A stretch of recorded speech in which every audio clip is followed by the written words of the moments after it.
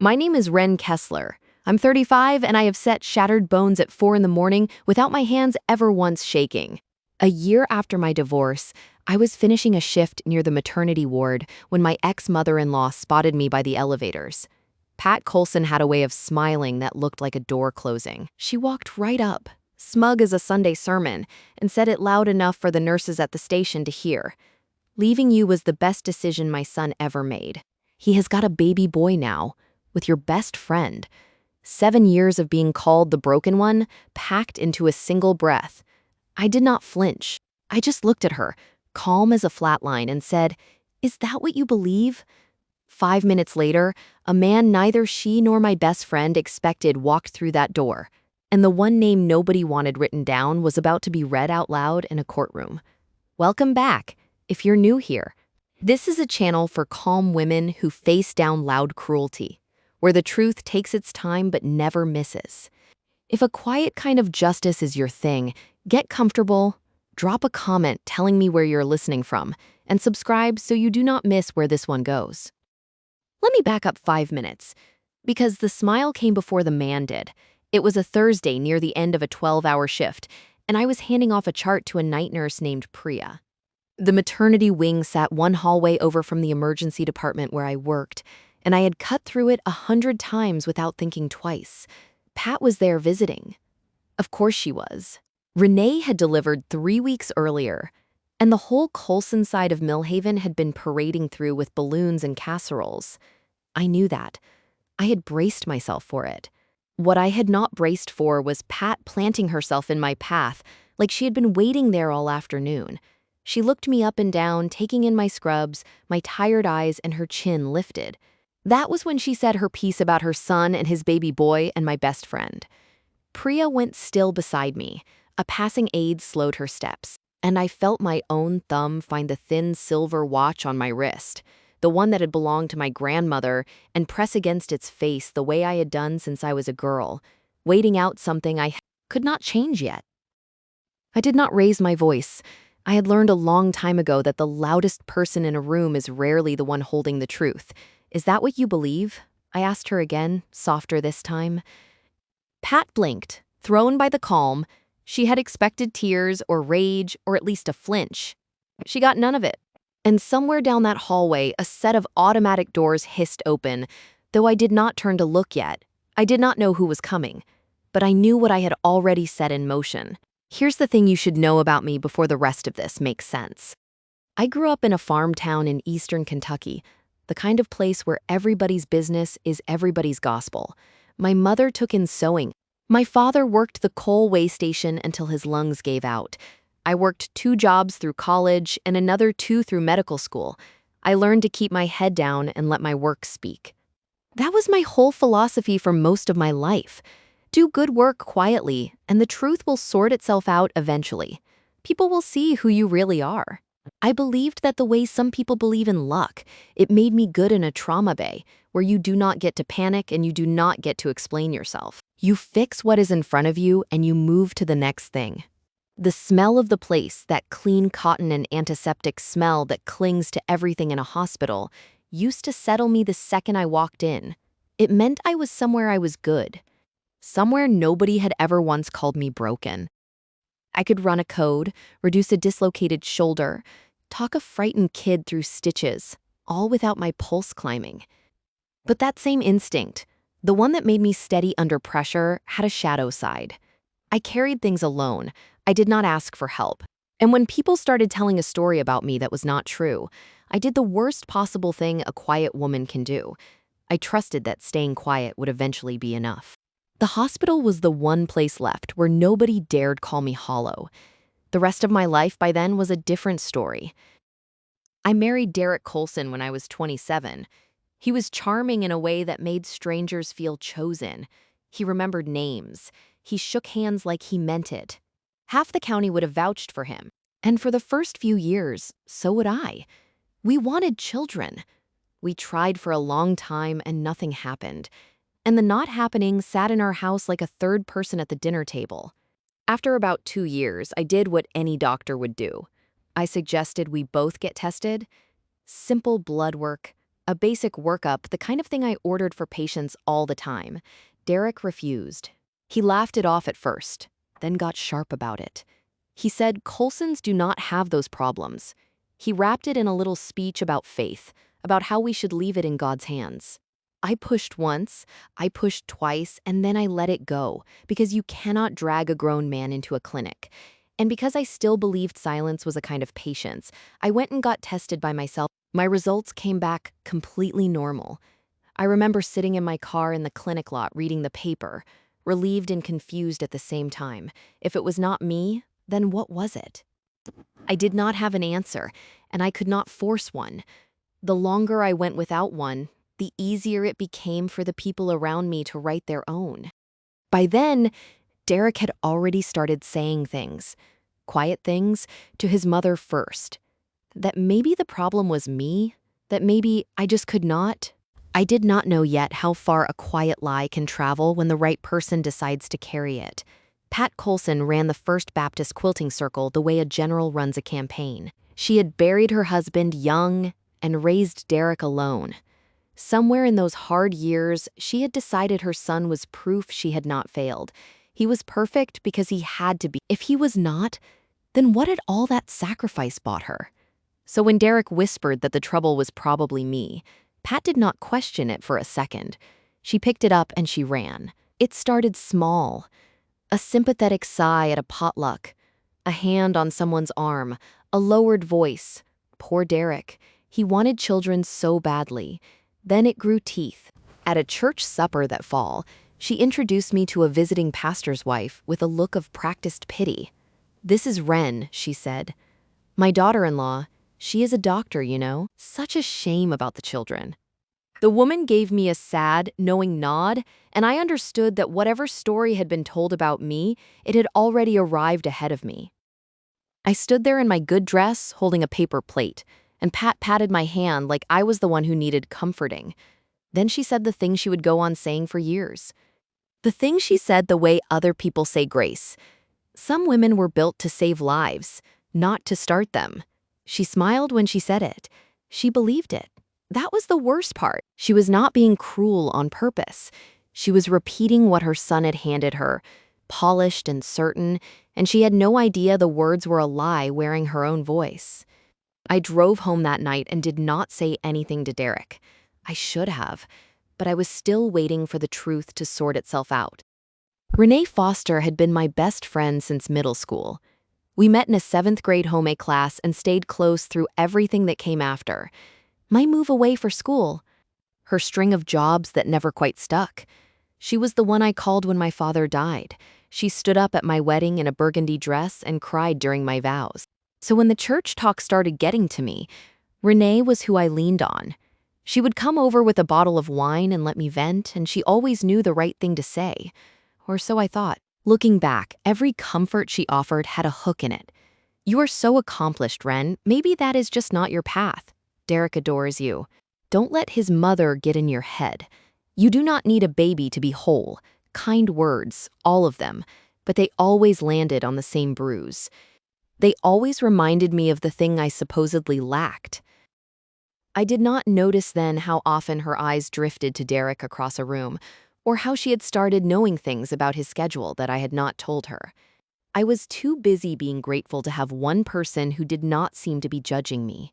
She would sit on my own couch and tell me I deserved better, and I would nod, never once thinking she meant she deserved my life. People like Renee do not take what is yours all at once. They borrow it piece by piece until one day you look up and it is gone. And they are standing in it like they were always meant to. I trusted her completely. That was the second mistake I did not know I was making. Derek filed for divorce on a Tuesday. I came home from a shift to find a manila envelope on the kitchen counter and his closet half empty. He did not even wait to tell me himself. By the weekend, he had moved into Renee's apartment across town, and the story had already been written for me. The version going around was tidy and cruel. Wren was cold. Wren was married to her job. Wren could not give him children. And a man wants a family, does not he? Pat made sure every pew heard it. My Renee said nothing to correct it. The two people who had known me longest let me become a cautionary tale. and I did not fight it, because fighting felt like proving them right. I did not post a word online. I did not call a single person to defend myself. I went to work the next morning and reduced a teenager's dislocated elbow and told him he would be fine. That felt like the only true thing I did all week. If you have ever swallowed a lie about yourself just to keep the peace, to keep a family, a friendship, a reputation you had spent years building, then you know exactly what that tastes like. It tastes like blood you're not allowed to spit out. Stay with me here, because this is where I started to understand something. The peace I was keeping so carefully was not even mine to keep. It belonged to the people lying about me. They were the ones who needed me quiet. Comment truth if you have ever been there, and keep watching, because the silence did not last. I want to tell you about the day a hospital board taught me that some things are worth getting loud about. The story stopped being about my marriage the day it walked into my hospital. I had been in line for years to lead the emergency department. I had built the trauma protocols half the county now ran on. The job was as good as mine, and everyone knew it. Then the whispers found the credentialing committee.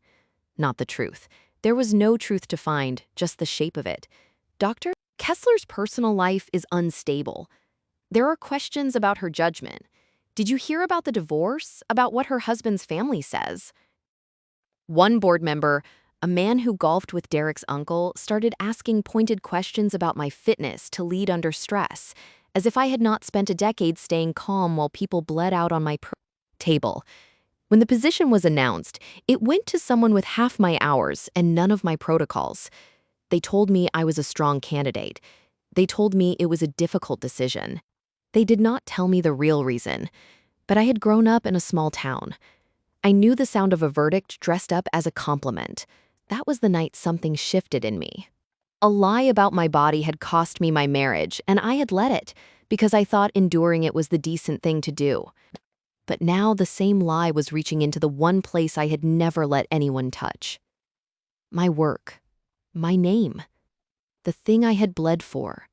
I sat in my car in the hospital lot, the same way I had sat years before reading my normal test results, and I realized the silence I had been so proud of had a price tag, and someone else had been quietly running up the bill. A nurse I trusted gave me the name of a lawyer named Adele Whitcomb. Adele's office was above a bakery on Main Street, and she had reading glasses pushed up into gray hair and a way of looking at you like she was already 3 moves ahead. I told her everything. The marriage, the church talk, the board, the job I had lost. She listened without interrupting, which lawyers rarely do, and when I finished, she set down her pen. "What you are describing might be defamation," she said. "Maybe false light, but I will not lie to you. It is hard." She laid it out plainly. To win, we would have to prove 3 things: that a specific false statement had been made, that it had been spread to other people, and that it had caused me real, measurable harm. "The harm part you have got," she said. "A lost promotion is a number. A salary is a number. That is the easy part." I sat there turning my grandmother's watch around my wrist. "And the false part?" Adele looked at me over her glasses. "That is the part you have to be willing to fight about in public. They will say the statement is true. They will say you really could not have children. To win, you would have to be ready to prove it was not you." I felt my stomach drop, because of course I could not prove that. My results were normal, but a normal result does not say whose fault the silence was. It only says it was not mine. I almost stood up and left. The whole thing felt like inviting the town to dissect me. Then Adele said the thing I needed to hear.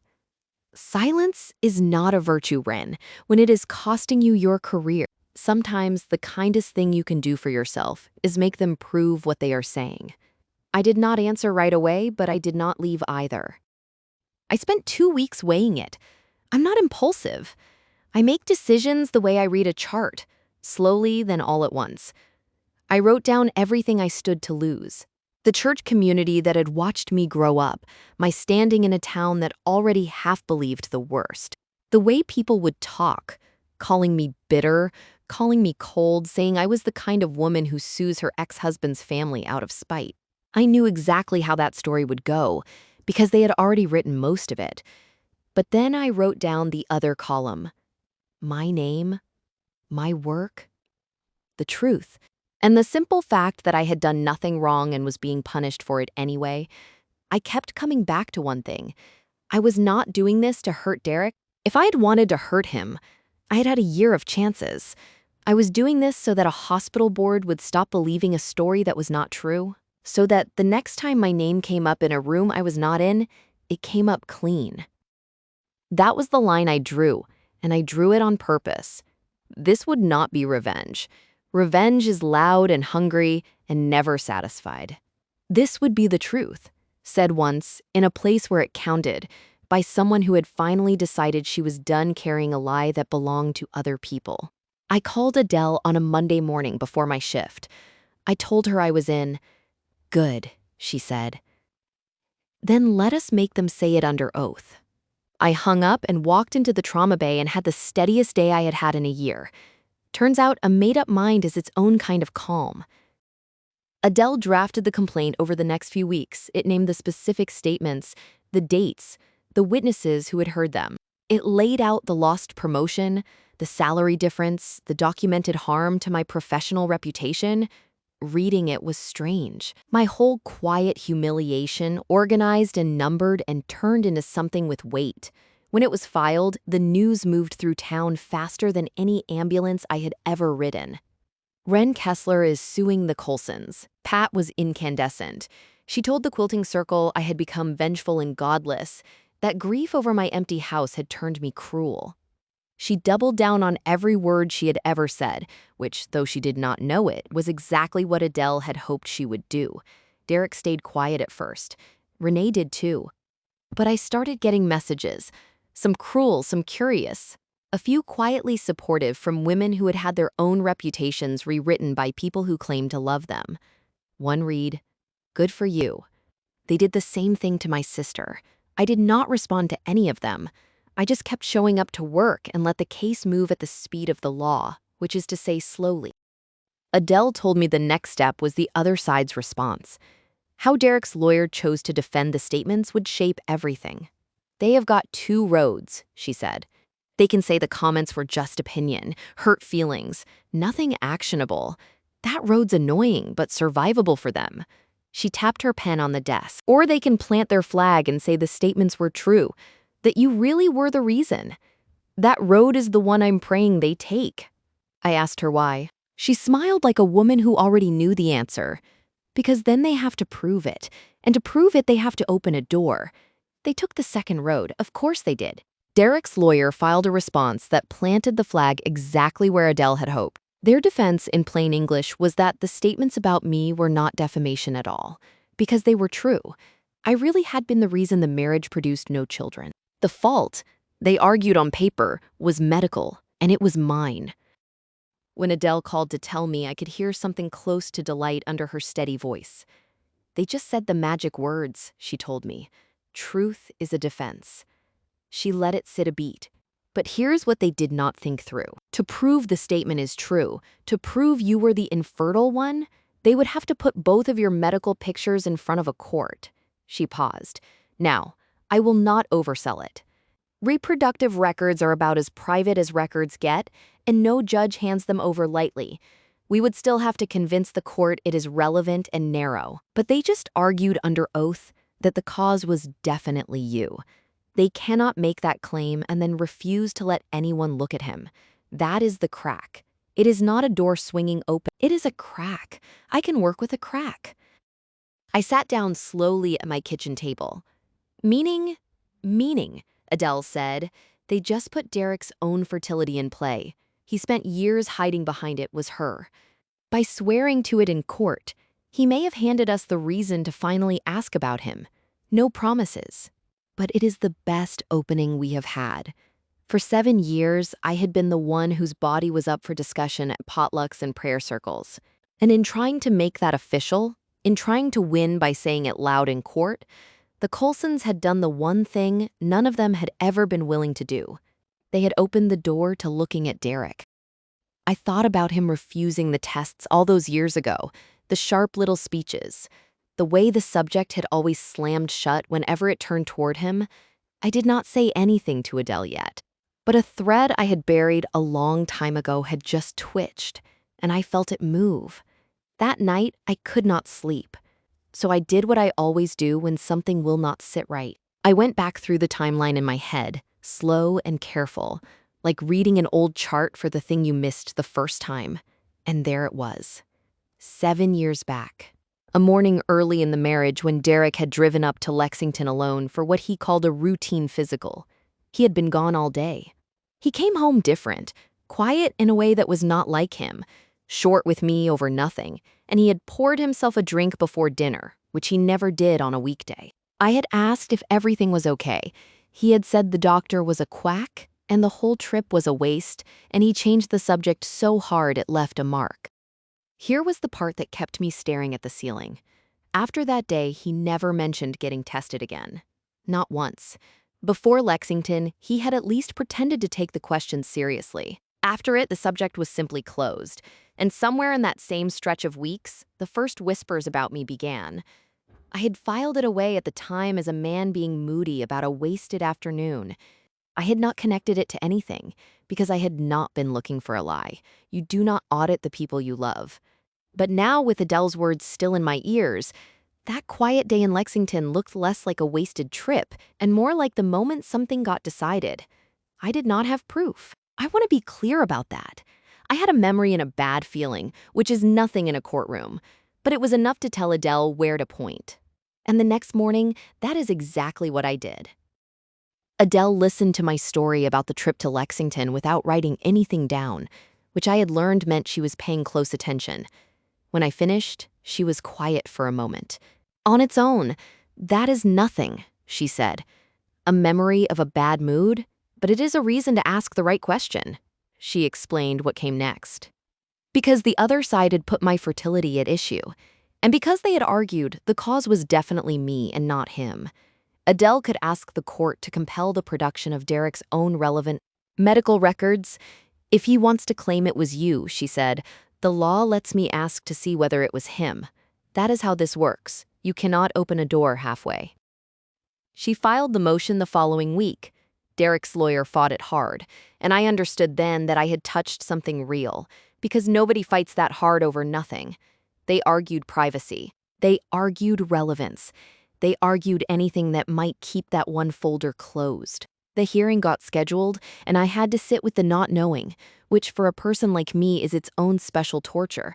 I'm used to ordering a test and getting an answer. This was different. This was asking a judge for permission to even look. I went back to my shifts and set bones and read scans and tried not to think about a folder I had never seen sitting in some city archive that might say everything or might say nothing. Adele told me to be patient. Courts move slow on purpose. She said it gives the truth time to stop being scary. I was not scared of the truth. I had never been scared of the truth. I was scared they would find a way to keep me from it. If a quiet woman finding her spine is your kind of story, hit subscribe so the next part finds you, and tell me in the comments where you would have stopped, because I almost did twice. Before the judge would rule on the motion, Adele needed me to sign a verified complaint, a sworn version of everything, each statement, each date, each witness, attested to under penalty of perjury. She set it on the desk between us, a thick stack with little colored tabs marking every place my name went. Read all of it, she said, then sign only what you know is true. So I read it, every line. The potluck, the pastor's wife, the exact words Pat said at the church supper, the ones about how some women were built to save lives, not start them.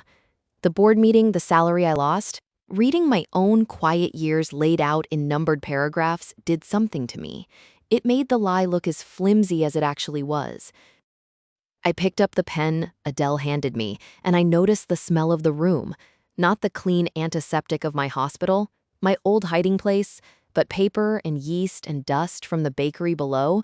For years, that hospital smell had meant safety, the one place no one called me hollow. Now here I was, somewhere else entirely, somewhere I had had to walk out into the open to reach. And I was not hiding anymore. I pressed the pen to the line. The thin silver watch slid cool against my wrist as I wrote, and I thought of my grandmother, who used to say that patience is not waiting. It is knowing the right moment when it comes. This was the moment. My signature went down clean and certain, the steadiest thing I had signed in a year. When I lifted the pen, it was done. The complaint was verified. The motion was live. Whatever was in that folder in Lexington, the machine to find it was now running, and I was the one who had started it. Adele gathered the pages and squared them on the desk. "Now we wait for a judge," she said. I nodded. For the first time, the waiting did not feel like helplessness. It felt like a fuse. The ruling came on a gray afternoon in the middle of a slow shift. Adele called, and I stepped into the supply closet to take it surrounded by gauze and saline, my heart doing the thing it never did at work.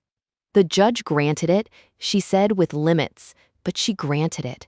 She walked me through it carefully, the way she walked me through everything.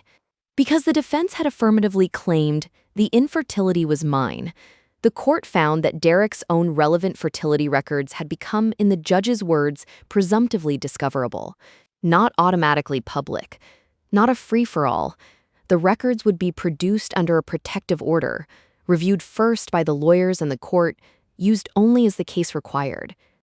"It is not a guarantee of anything," Adele said, ever careful. "We do not know what is in the file. Maybe there is nothing, but they cannot keep it shut anymore." I stood in that closet and let out a breath I felt like I had been holding for 7 years. Across town, I later learned the news landed very differently. Derek's lawyer reportedly asked for a private meeting the same day. Pat called Adele's office twice and was told politely that the attorney could not speak with her. And for the first time, the people who had spent years deciding what was true about my body went a little pale at the thought of a court deciding what was true about Derek. I did not celebrate. I want you to understand that. I did not text anyone, did not smile to myself in the mirror. I finished my shift, charted my patients, and drove back to my apartment alone. But that night, I slept the whole way through for the first time in months because I knew the folder was coming. And I knew that folders, unlike people, do not know how to lie. The first sign that something was wrong on their end did not come from Derek or Pat. It came from Renee. She texted me out of nowhere after a year of silence. "Please do not do this. Think about the baby." I read it 3 times. We had not spoken since the divorce. She had taken my husband and my life and never once reached out. And now suddenly she was begging me to stop a lawsuit that on its face had nothing to do with her. That was the part that snagged. The suit was between me and Derek and Pat. It was about words said about my body, about a job I lost. Why would Renee, who had supposedly won everything, be frightened of it? Why would a woman holding the baby and the husband and the house be texting her ex-best friend at midnight, asking her not to dig? People who beg you to stop digging usually know what is in the ground. I had learned that the hard way over the past year. I did not answer her. I just sat with a question, turning it over, feeling the shape of something I could not see yet. Here's what I had figured out by then, and what I want you to hear if you have ever been the calm one in a storm. The people most afraid of the truth are rarely the ones it is supposed to land on. I was not angry at Renee.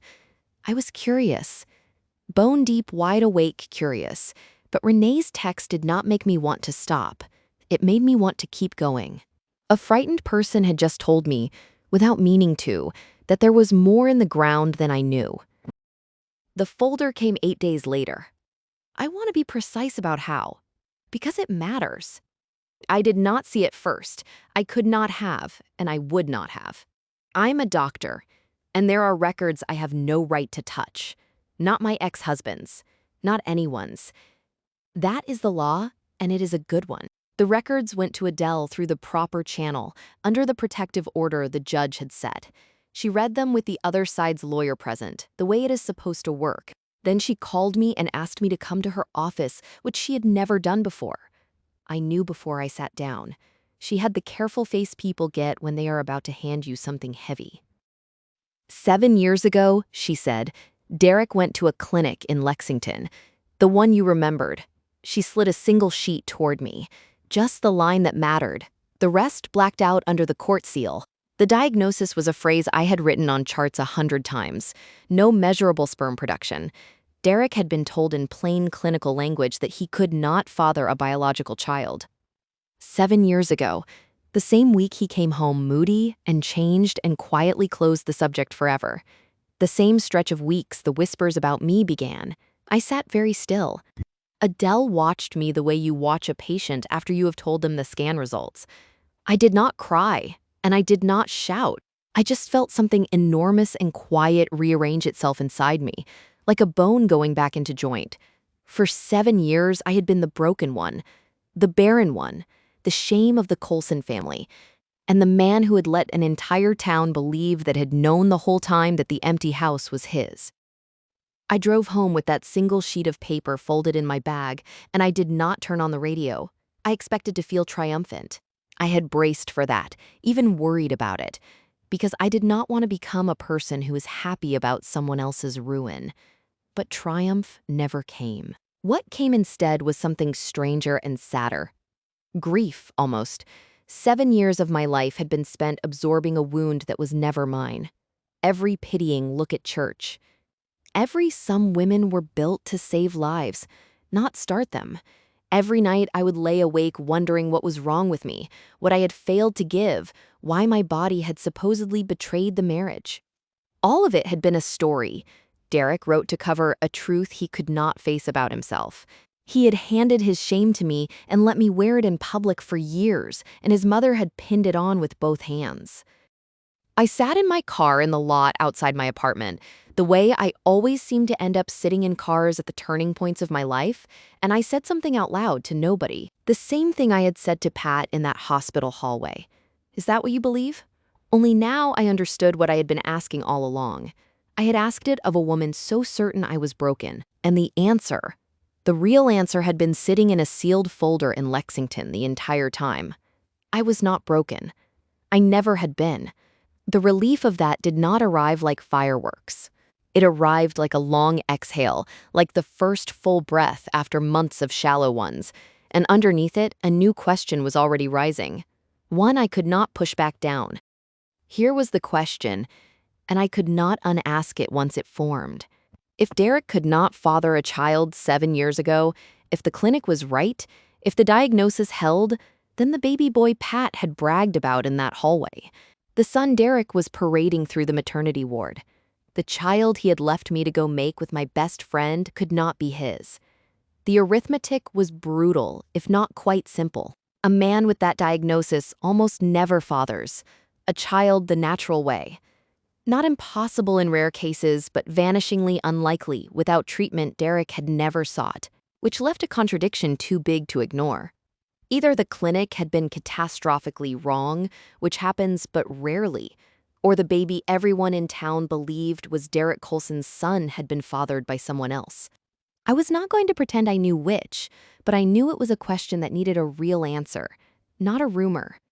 And suddenly, Renee's midnight text made a horrible, perfect sense. Please do not do this. Think about the baby. She was not worried about my lawsuit hurting Derek's feelings.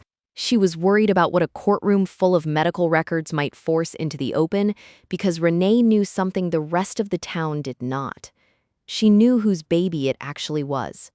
I want to be careful here about what I did and did not do because it matters to me that I did this right. I did not go digging into the baby's records. I had no right to, and I would not have. The child was innocent in all of this, and I have never once wished that child anything but well. What I had was a contradiction, sitting in plain sight, created entirely by the Coulsons' own defense. They had sworn the infertility was mine. The record said it was Derek's, and a healthy baby boy across town said someone was lying about something much bigger than a marriage. I called Adele. I think there's more in the ground, I told her. She did not even pause. Then let the court find it, not us. The man who had walked into the hospital room that day, the one I told you about at the very start, had a name. Julian Marsh.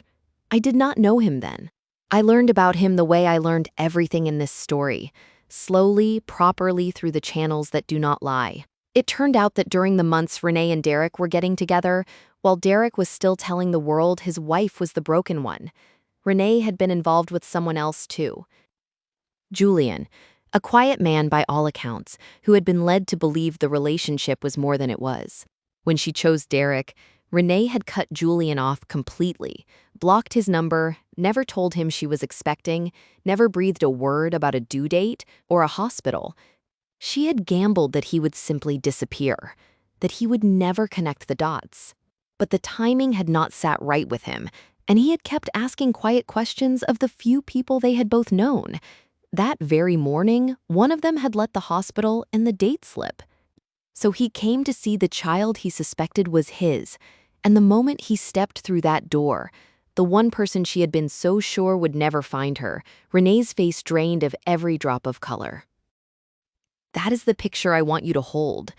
Pat smug by the elevators, certain her son's perfect life had proven me worthless. And 5 steps behind her, walking into the maternity room, the living proof that the perfect life was built on the same kind of lie they had buried me under for years. I did not engineer that moment. I did not even understand it when it happened. I just smiled at Pat and asked if that was really what she believed. And then a door opened, and a stranger walked through it. And a whole house of lies started quietly coming down without my lifting a hand.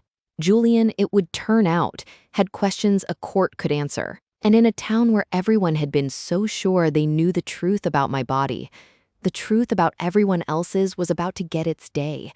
Derek knew. That is the thing I keep coming back to. The thing that turns this from sad to unforgivable. He had known for 7 years that he could not father a child, so when Renee got pregnant, he knew with absolute certainty that the baby was not his, and he took it anyway. He stood up in front of his mother and his church and his whole small world and let them believe he had made a son, the son his barren first wife had failed to give him. He used a child that was not his to complete the story that had destroyed me. Think about the nerve of that.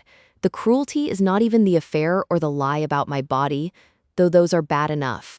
It is that he looked at a baby he knew could not be his and saw first and foremost a prop. Proof of his manhood. The final period at the end of the sentence he had been writing about me for years. I tried, honestly, to find some sympathy for him. I'm not a hard person by nature, but every time I reached for it, I hit that same wall. He had had 100 chances to tell the truth and quietly let me go. Instead, he had built a monument to a lie and put a real child on top of it. When Adele told me Derek's lawyer had gone quiet, no more motions, no more fight, just a request to discuss resolving the matter, I understood why.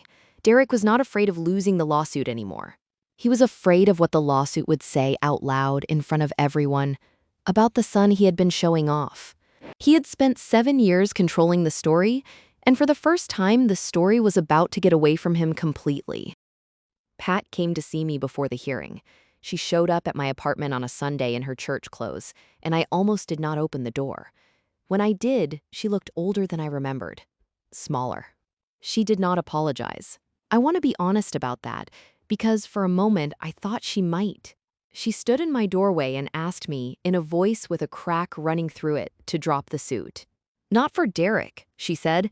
For the family, for the baby, for the name. And as she spoke, I saw something I had not expected to see. I saw a woman who had been lied to by her own son for 7 years, a widow who had poured everything she had into one boy and built her whole self around the certainty that he was good. She had not spread those cruel words because she was evil.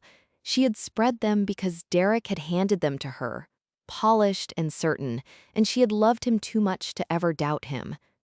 For one breath, standing in my own doorway, I felt for her. She was human. She had been used too. But then she said it again, the line she had carried for years, except this time it came out as a plea instead of a pronouncement. Some women were built to save lives, Ren, not to start them. Why drag everyone through the mud over it? And I understood that even now, even standing on the edge of the truth, she would rather protect the lie than let go of it. Sympathy is not the same as surrender. I could see her pain and still refused to carry her son's shame one more day. Pat, I said quietly, go home. The mud was never mine. She left without another word, and I closed the door, and I did not feel cruel. I felt finished.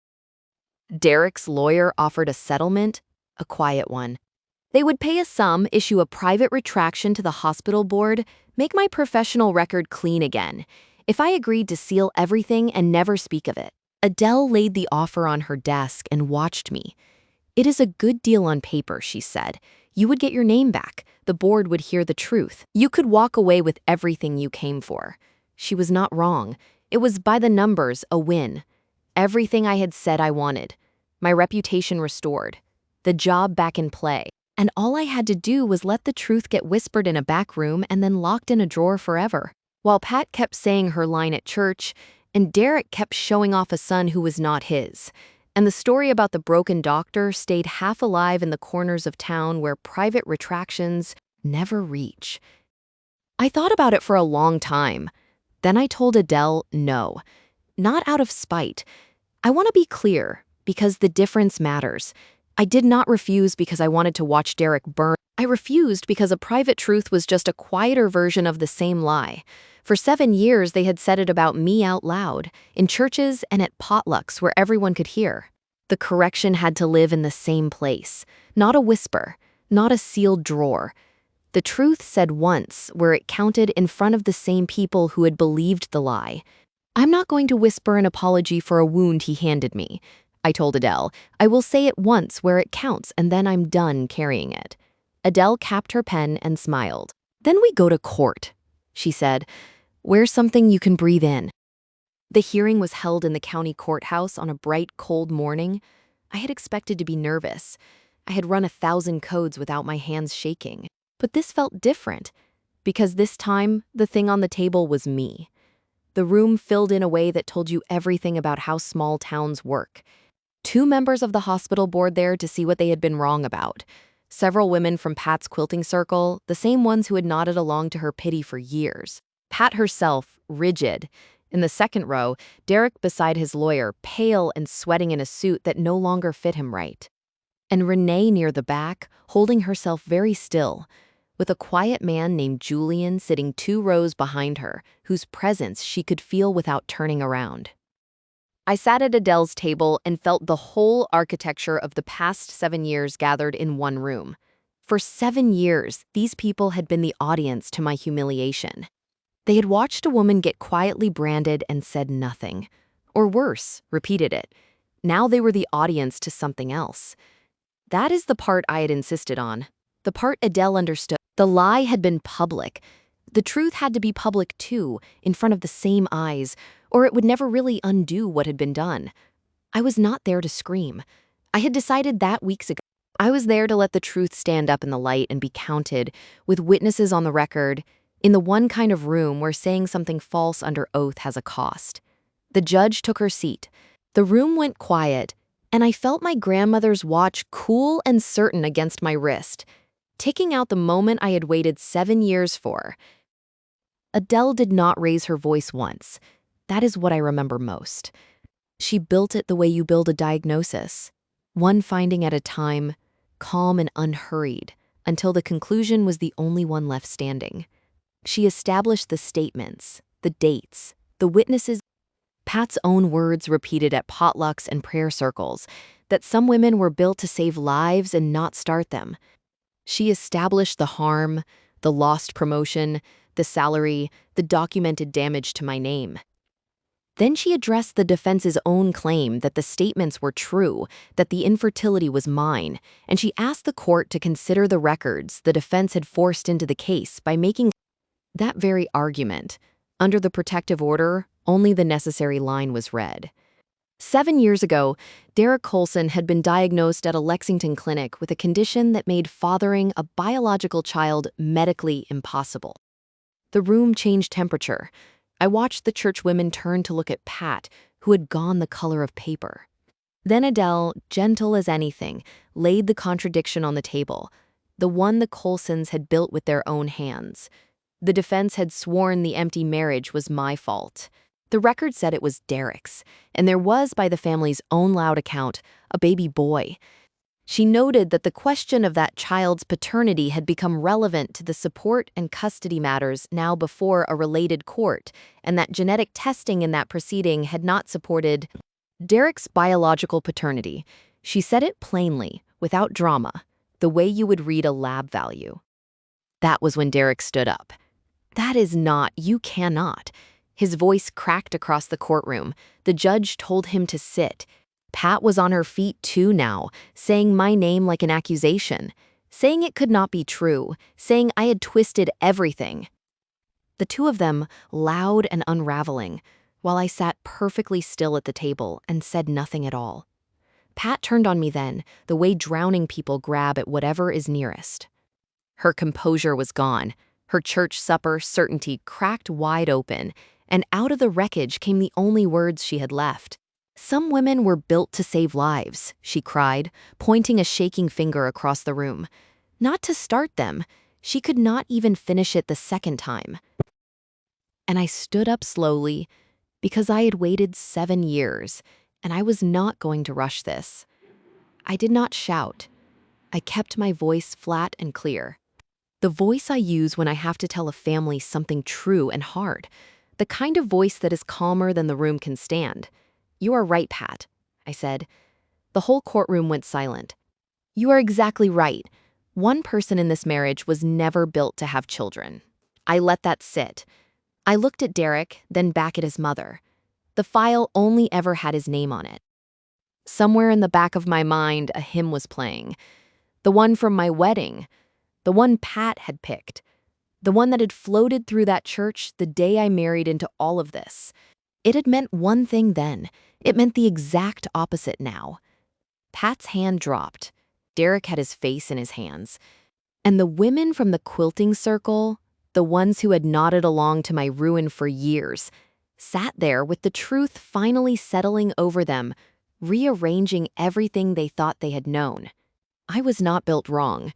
I had never been built wrong.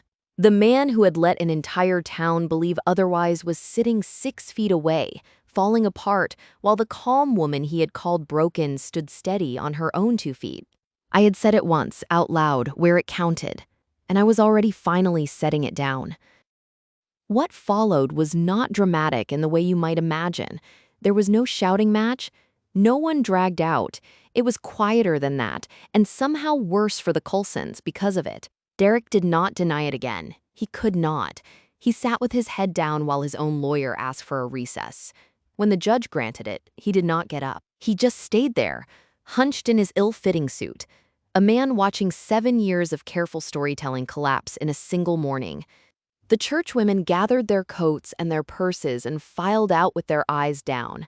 I knew that by evening, the real story would be moving through town as fast as the lie ever had. Pat followed them out, smaller than I had ever seen her, no longer the general of any campaign.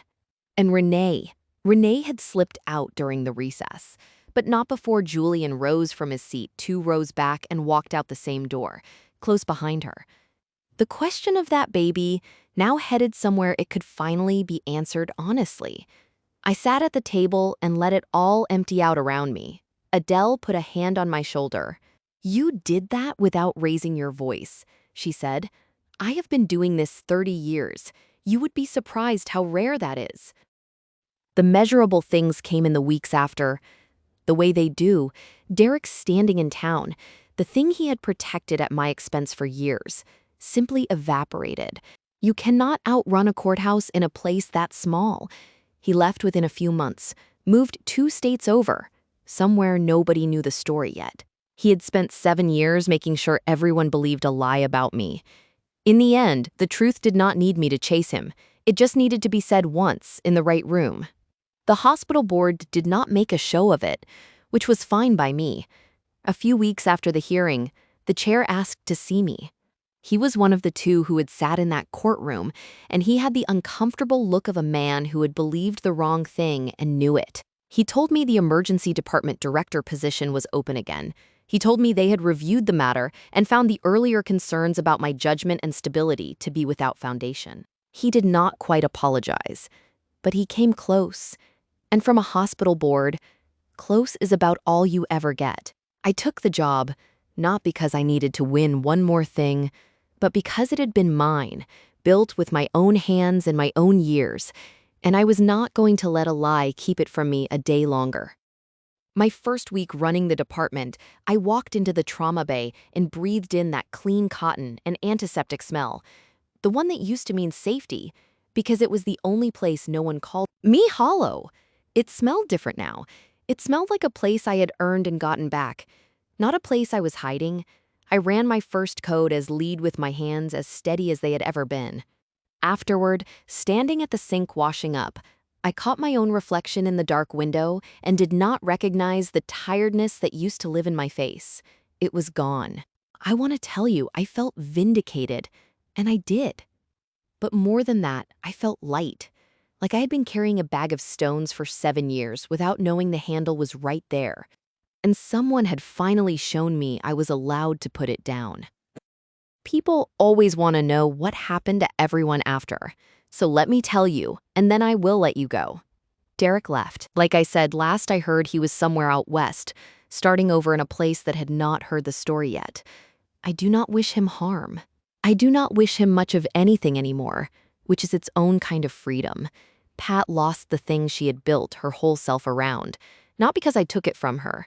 I never said a word against her at that church, but because the truth about her son was simply too big to keep out of a town that size. The quilting circle she had led for 30 years quietly moved on without her. I heard she stopped going. I felt a small, real sadness about that. The sadness you feel for someone who chose the lie right up until it took everything. Renee and Julian worked out the matter of the baby through the courts, the proper way. I hope for that child's sake, they found something steady on the other side of it. That little boy did not ask for any of this. Renee and I never spoke again. Some friendships do not break. They just turn out never to have been what you thought, and you set them down with the rest. As for me, I kept the job, kept the apartment, kept the watch on my wrist. I did not file anything more. I had gotten what I came for. My name was clean, and the truth was standing up on its own. That was enough. There was one more thing I did, and then I was done. I wrote Pat a short note, not a long one, not an angry one. I had thought about her standing in my doorway in her church clothes, a woman who had been lied to by her own son and chose the lie anyway.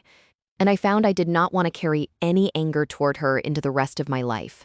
Anger is just one more bag of stones, so I kept it simple. I will not carry your son's lie anymore. I wrote, you should not either. That was all. I did not expect a reply, and I did not get one. But writing it closed something. I slid my grandmother's watch off my wrist that night and held it for a minute, thinking about what she used to say. That patience is not waiting. It is knowing the right moment when it comes. I had waited 7 years for the right moment. It had come and I had met it. And now the time that watch had been counting was not borrowed against some future reckoning anymore. It was just mine. The whole quiet rest of my life, finally entirely mine. If you take one thing from my story, let it be this. The truth does not shout, and it does not chase, it just waits. Patient as a watch for the day someone finally stops being afraid and asks the right question out loud. That is my story. 7 years of a name that was never mine, and one quiet question that brought the whole thing down. If you have ever been told you were the broken one, let this be your sign to stop carrying it. Tell your truth where it counts and then set it down. If this reached you, share it with someone who needs to hear it tonight. Drop a comment, hit subscribe, and I will see you in the next one.